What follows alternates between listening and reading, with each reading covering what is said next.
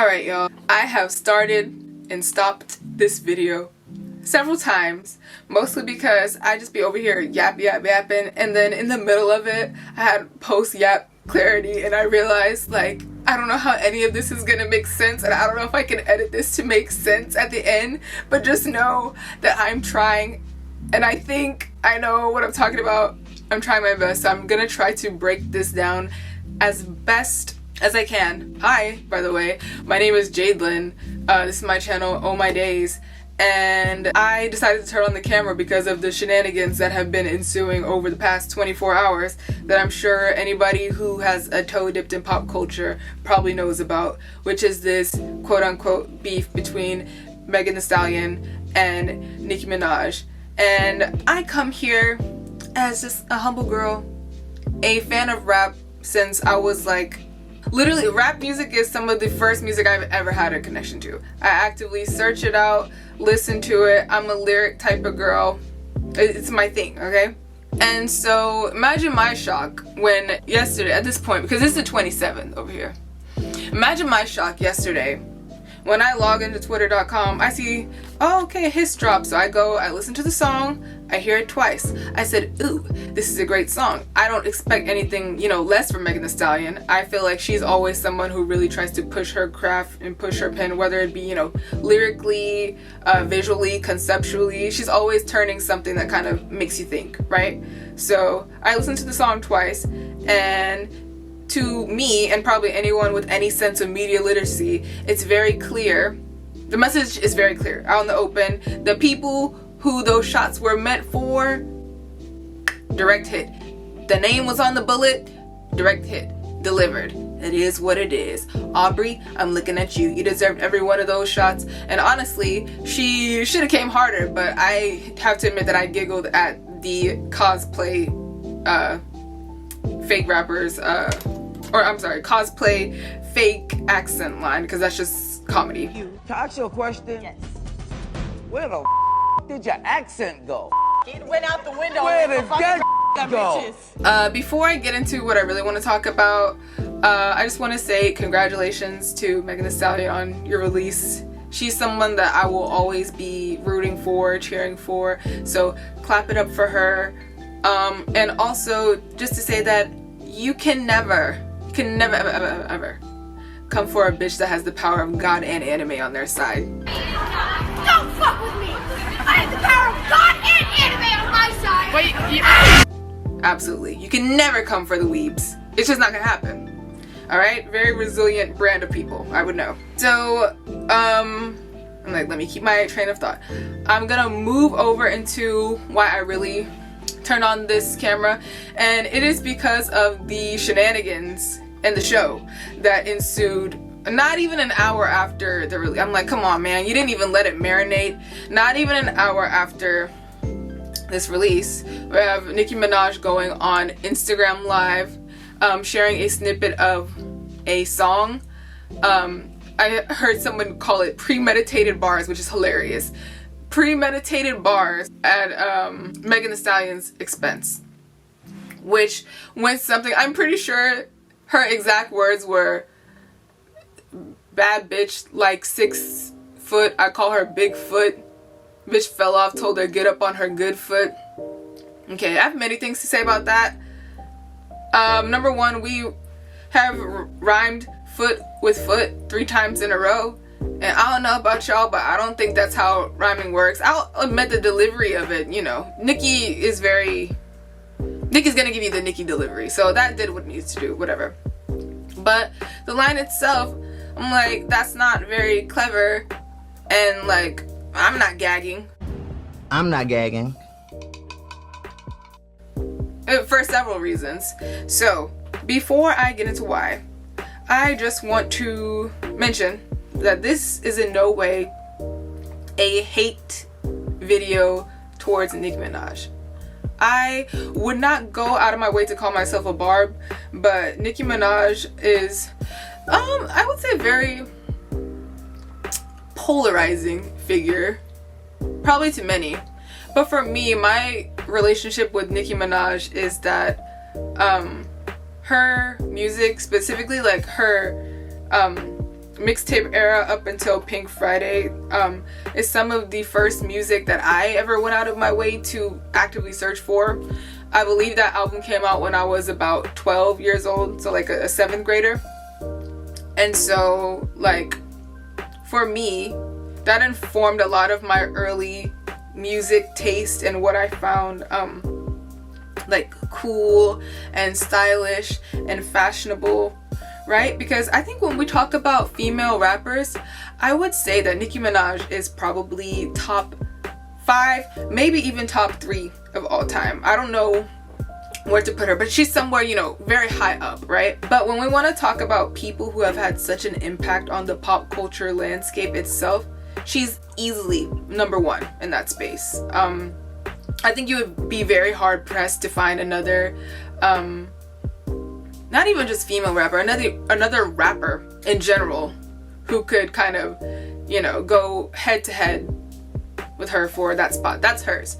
And I know that it's very true that she really did, you know, lay the groundwork for the female rap landscape to kind of look like what it looks like now. And that's to her credit. And I don't think anybody can ever take that away from her. I think you would sound a little bit delusional trying to say otherwise.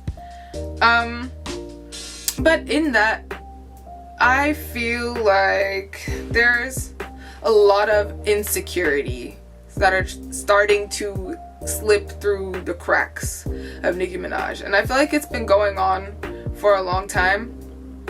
And I'll say it.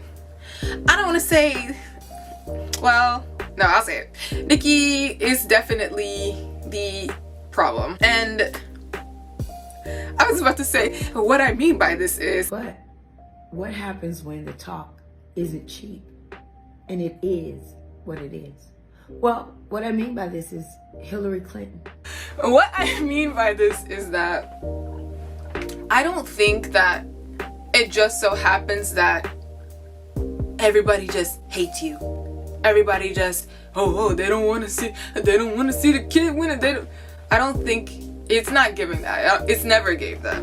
I think that for someone who continuously, and rightfully, calls themselves the queen of rap, you should behave as such. But the things that I've seen over the last 24 hours, mind you, this lady is still up liking tweets 24 hours later. Give it a rest. Close those eyes, Onika. But yeah, the things that she really is like liking and condoning, I feel like, I don't know, Miss Girl is giving insecure. So let me kind of synthesize my thoughts, okay? Ooh, why don't we start with the... See, I'm already doing it. I'm pretty sure I already mentioned the bars, right? So the reason that I don't think that those were very good bars, as I mentioned, foot was rhymed with foot 3 times. And also, it's at the expense of someone's checks notes, domestic abuse. That'll never be funny. I'm sorry. That's not something I can get behind. And I feel like that, coupled with the tweets that she was going on a rampage of liking, commenting under, condoning, all of that, it really just showed character as a person. You know how they always say, like, people will show you before they tell you who they really are? And that showed me that she's just not a good person and not a girl's girl. And it's getting really hard to be able to separate the art from the artist. And here's the thing too, like I told you at the beginning, that I love rap. Rap, to me, the thing that it has above other genres is that I feel like it really pushes people to get into some of their most creative spaces, because it is competitive, almost sports-like, right? People always say, like, you know, rap is a sport, because it's always about who has better punchlines, who can be more clever, who can find the cooler way to say this thing, right? And I feel like that really pushes people to kind of get the best to come out of them, which I like and I enjoy. I think, like, you know, rap battles and dissing is kind of par for the course. Like, it just comes with the territory of the genre. However, even in sports, we have, you know, something called sportsmanship and having sportsmanlike conduct. And I just feel like when you kind of continue to go to bat for abusers and kind of laugh and make someone's abuse the butt of the joke, that's A, it's not funny. B, it's low-hanging fruit and you're punching down. It makes me think that you don't have anything better to say, which makes me question your ability as a writer and as a thinker. So yeah, I just really wasn't rocking with that. And then on top of that, within the same live, she goes on to kind of imitate her voice and rap style. And I don't know if it's just because I'm a southerner, but it feels like that northern, like, especially that like New York elitism from like the 90s, which, you know, you gotta give them their things. They created the genre. However, that doesn't mean there's like the only people who are gonna be great are coming out of that region, right? Like, no tea, no shade, but the South kind of have rap on lock for like a hot minute. It has a gorilla grip. I would say not until like this past calendar year has like another kind of region taken over, you know, with the introduction of Baltimore club and Jersey club into the mainstream of music. So yeah, I don't know like why she was doing that, talking about some do you want to be Pimp C or Bun B. Like, that's not a high form of compliment when Megan has repeatedly over and over said that those two are some of her biggest inspirations, and her moniker Tina Snow is named after Pimp C. Like, okay, work, I guess. But then that I started thinking about 3 Grammys. I didn't know off the top of my head that that girl got 3 Grammys. But why do you know that? Why is that sitting up here rent free in your noggin? And it made me think like perhaps like she really is like quite, I hate to use the word bitter, but quite bitter about that.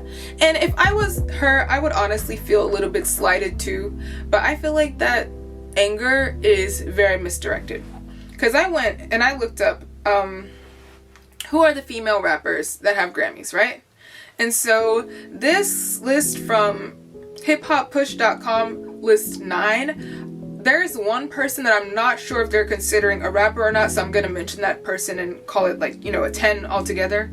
So here are the people. The list goes as follows: Lauryn Hill, Eve, Queen Latifah, Salt and Pepper, Left Eye, Lil Kim, Megan Thee Stallion, Cardi B, Missy Elliott, and then the 10th person that I'm thinking, because I'm pretty sure they have a Grammy, is Lizzo, right? So those are the people.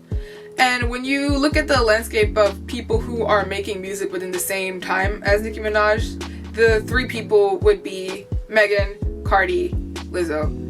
And when you look at this entire list of people, I don't even want to say it almost doesn't. It doesn't make sense that Nicki Minaj is not amongst this list of people.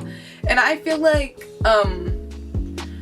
yeah, she really did get kind of like blackballed, and they really did play in her face after that whole fiasco. I want to say that was her first Grammy appearance when she did that performance of Roman Holiday, and you know, the Catholic Church got involved in all the things, and the Grammys kind of threw her under the bus, right? So I would understand her kind of anger and I would understand her anger and rage behind that. But I feel like the hate is misdirected, because one thing we're not gonna do is lie. We can be haters, but we can't be liars. I'm sorry. If you said the girl has 3 Grammys but can't rap on the beat, Megan P has never met a beat that she didn't devour. So let's not lie. Let's not do that, because it makes us look delusional, okay? And then it made me think about what else could be a catalyst for this. And this is just my, I don't want to call it like headcanon, because honestly, we don't know these people. We don't know what really goes on, because there's always, you know, like this side, and then the truth lies somewhere in the middle. And also, unless y'all say names that are going to tell us exactly what's going on, please keep it on the playground, okay? But this is what I think. I think, you you know, Megan Thee Stallion, she starts coming up. I want to say like 2019 is when she started really coming into the like public consciousness. That's such a hard word to say. But right, that's when we start becoming aware of her as a general public. And so she has a very strong brand, a very strong breakout song with Big Ol' Freak. I think Realer also came out not that long. So she's having like, you know, this slow momentum, right? And then Nicki Minaj kind of does what she has been doing for quite a while now, which is try to co-sign these newer female rappers that come up. And I have a thought about that too. I think it's a bit performative in the same way that Drake does that. It gives like, oh, look at me, I'm, you know, giving them the stamp of approval. And she really did have like the vibe that she was like not passing over the torch, but you know, she was going on hiatus kind of around the time. So it's like, here you go. And they were, you know, very friendly to each other. She kind of gave her the cosign by hopping on Hot Girl Summer, right? And for me, Hot Girl Summer, it's not a song that I go out my way to listen to. I think it was cute, but it wasn't, you know, phenomenal. It's just a cute little, you know, summer party vibe song. It is what it is, and it performed like pretty well. Like, I looked it up. It debuted and peaked at number 11 on the Hot 100, which is no easy feat. To say that you placed anywhere on the Hot 100 is something that should be congratulated, I honestly think. But for it to be within like the top 15, and she's a new artist, like, you know, clap it up. And I would say that, you know, Nicki Minaj being on the track was probably a lot of help to that. But I think that Nicki's issue starts coming in when Megan Thee Stallion gets on WAP with Cardi B in 2020. And unlike Hot Girl Summer, that song, that video, everything surrounding that was needle shifting, conversation starting. It went number 1 and it stayed there for quite a while. And I would know because my face was trying to battle it out for that number 1, and it was a tough fight, okay? I had to stop myself from listening to the song. So it was up there for a long time, and rightfully so. And it really opened up a conversation about female rap, where it's going, and what kind of things we could talk about, right? But something in me feels that Nicki feels like that number 1 should have been her spot, and because it wasn't her, and because it was specifically someone she doesn't like, now she has a problem all of a sudden. Like, that just is what it is. And I feel like, I don't know, something about the whole thing really just reeks of insecurity. Because if you are the queen, I would imagine that means that you're secure in where you stand, right? And I always say that, I've been saying this for a long time, I always talk about this with my sister and my friends, is that I've really been feeling for a long time, probably since the release of the album Queen, that Nicki Minaj be forgetting that she's Nicki Minaj. Like, a lot of this landscape, the way it looks right now, is because of you. Nobody can take that away from you. I don't think anyone's trying to take that away from you. But I don't know, it really feels like she has a problem with newcomers and feels very threatened, which is quite poetically ironic, I guess. We're truly seeing history repeat itself, because honestly, I was a little kid when Nicki Minaj was coming up, so I cannot attest to how strong the beef between her and Lil' Kim was. But according to you, Kim did the same thing to you, and now you're doing it to everybody. Because it's not just like one person, right? I can think of probably like 5 people off of the top of my head that she kind of co-signed and then started like talking shit about. Like, if you're the queen, just be the queen. Just be that. Just live in that. Exist in that. You're Nicki Minaj. You don't have anything to prove to anyone unless you truly feel like you haven't given your best yet. And that's a whole nother thing, because she said that Pink Friday 2 was her best album. Not even close, Miss Mamas. Not even close. Also, off topic, but the name Pink Friday 2 pisses me off. So I'm like, we have Pink Friday and Pink Friday Roman Reloaded. Is that already not number 2? Why didn't we come up with the...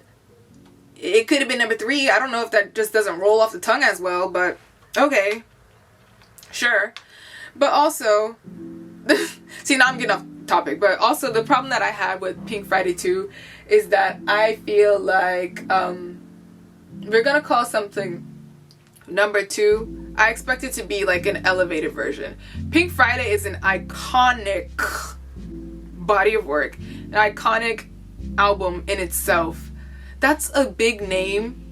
That's a big branding to live up to. So if you're gonna call something Pink Friday 2, you better come with it. And I personally don't think that she delivered it. I remember thinking from the first track, lyrically, I was like, okay, this is something that we really haven't heard her touch on that much. You know, she's talking about her son. So I thought that was something very new and refreshing. But I think after about like 3 tracks in, I was bored.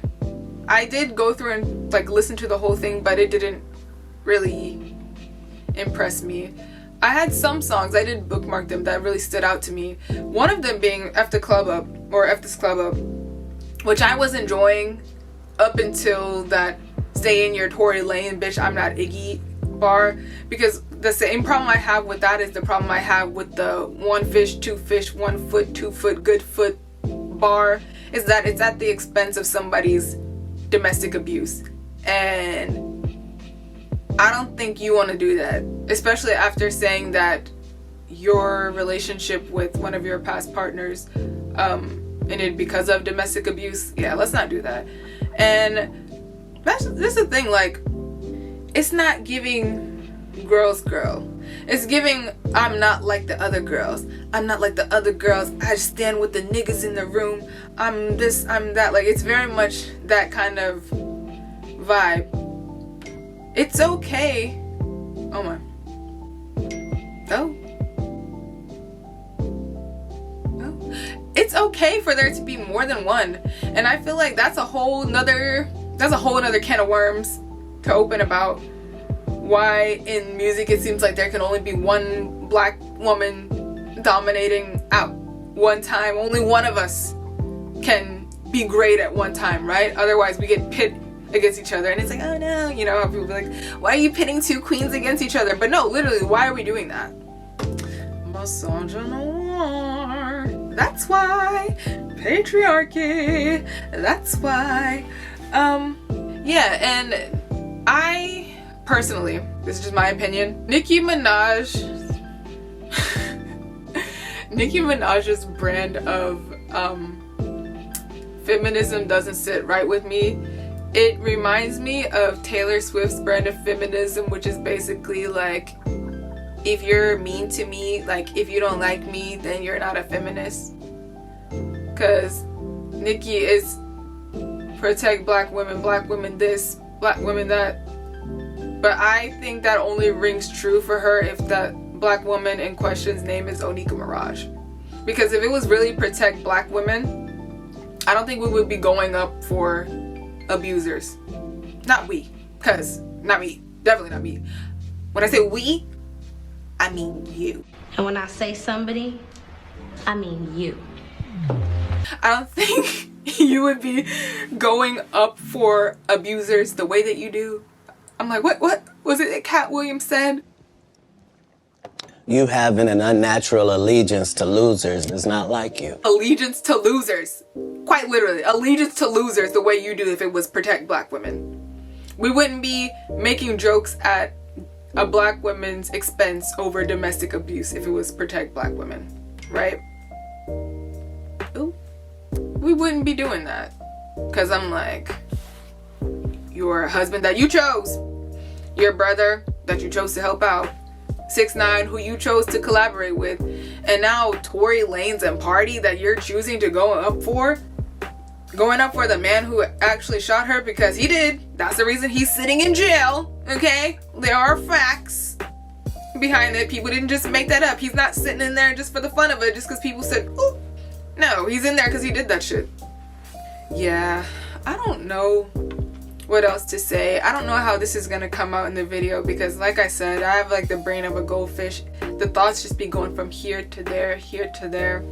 But I think that, I don't know if I've mentioned it already, but I think that if we like something, if we like someone, if we enjoy the work that they do, I think it's also important to be critical of it in a way that's constructive, and let people know what's right is right and what's wrong is wrong.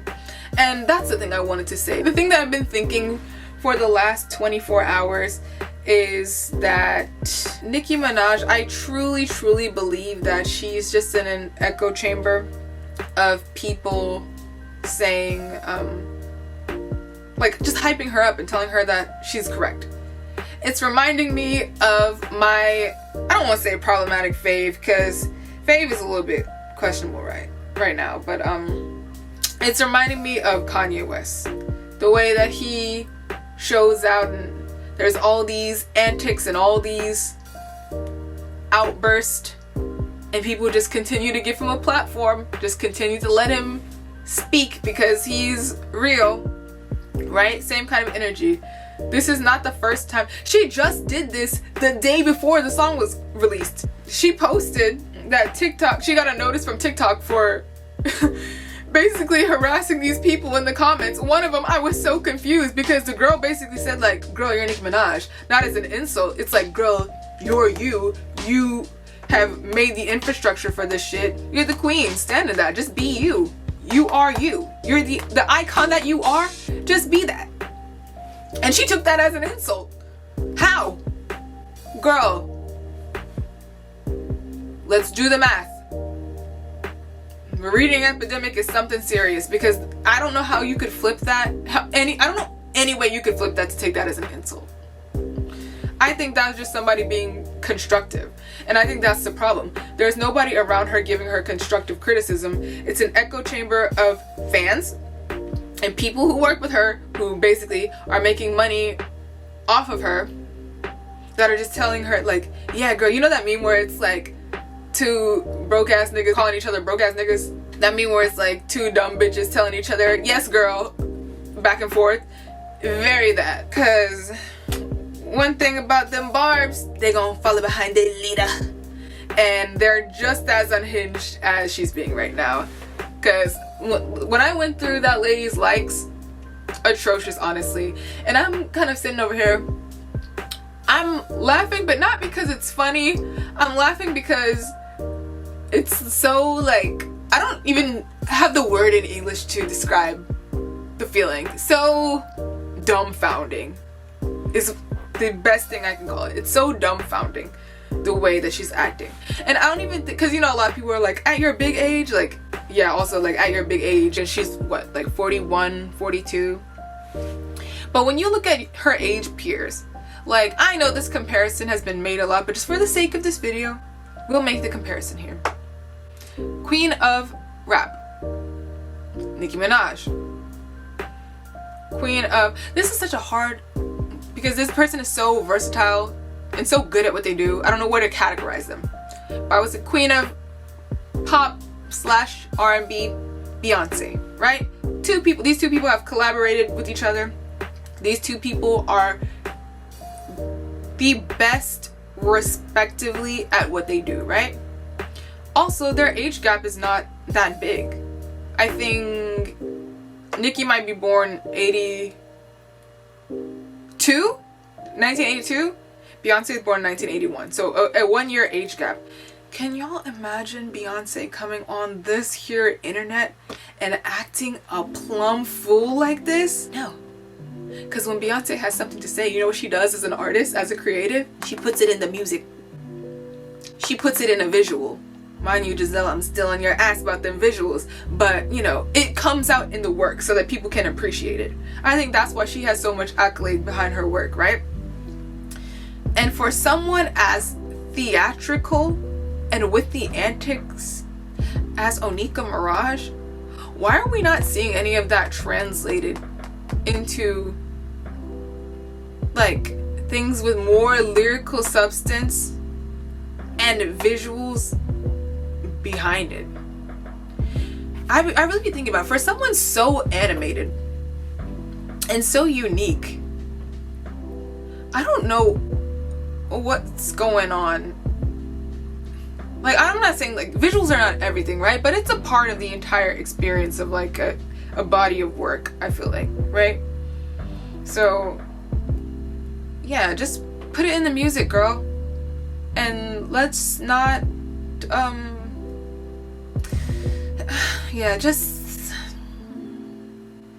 like whatever is left of your legacy was truly whittled down after today. Just stop, log out, mama, go play with Papa Bear and take some time to breathe, cause it's not a good optic right now, okay? It's not a good look. It's giving desperate, truly it's giving loser behavior, and it's just embarrassing. Like, I was feeling like after I saw all that going down earlier, like it was really making me feel like I'm really finna delete all your music out my phone. I don't even want it there no more, cause yeah, it just didn't sit right with me that it's protect black women in parentheses only if their name is Nicki Minaj. Cause why are we making fun of someone's domestic abuse? That's not funny. I guess it'll be interesting to see what happens. Yeah. I feel exhausted. This has just been a lot. I'm not sure if I talked about it here, but I just wanted to take a moment to highlight Megan's Law, because I feel like a lot of people like myself were not aware of like the actual, like we're aware of the concept but not the name behind it. And thank you, Megan Thee Stallion, for kind of shining light on that. But I feel like I would be remiss to not actually mention what it's about. I don't have much of a platform, but I figured I might as well use the tiny one I have to shed some light on it. So the Megan's Law in question is, excuse me, because I'm gonna look this up because I want to make sure I'm giving it the justice it deserves. The Megan's Law in question is in reference to Megan Kanka. I'm sorry if I'm mispronouncing her name, but she was a 7-year-old who was brutally murdered and sexually abused. And after that case, this is the reason, I believe this is after 1996, this is the reason why there is an ex-offenders list and why people have to register for it, and why that's public knowledge for everyone to know. And I feel like that really struck a nerve, because not only is her brother on that list, but also her husband, also people that she chose to work with. And honestly, that really struck a nerve with her.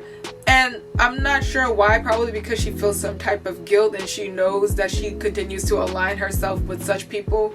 But honestly, that could have been anybody in the industry. We know that the entertainment industry, especially the music industry, is very predatory. So that could have been for anybody. But for you to take that so personally and then go on a rampage to say that she's bringing my family into it. She didn't say Kenneth Petty. That's not what she said. But if the shoe fits, walk in that bitch. That's all I got to say. I'm gonna cut it here because honestly, I've just been yapping. I'm an introvert and I'm not used to talking this much, so my throat really hurts. And honestly, I forgot what all I've mentioned because I've just been sitting here for like probably the last hour. So if there's something that I remember later on, I will put it somewhere. I don't know. I'll find somewhere to put it, whether it be a snippet, post edit, or it be in the description box. I'll put it somewhere. All that I ask, I'm a simple girl. I don't ask for much. All that I ask is that we use this space to open up a dialogue, and I would prefer that it be constructive, because I know a lot of people like to get caught up in the dramatics of, you know, fan wars and my fave this and I stand da da da da. This is not that, okay? I mentioned several times, if we like something, I think it's important for us to be able to critique it and have, you know, open conversation about it. So whether you leave something about the state of rap and, you know, what's allowed, what's off limits, I don't know, these antics, morals, anything, like, yeah, just feel free to leave something and let's talk about it. My stomach is growling, my phone keeps blowing up for some reason, so I'm gonna cut it here. But I have been Jadelynn, and if you made it this far, thank you so much for watching. I hate to be one of those like, comment, subscribe, but actually, like, please do that, because I don't know, just cause, like, what's it gonna kill? It's not like it's costing you money or nothing to do that. So yeah, that'll be awesome. Let's talk about it, and maybe I'll do a follow-up if I have some more things that I want to think about, because I'm sure these next couple days are going to be a hellscape on twitter.com. So thank you for watching. See ya. Bye bye.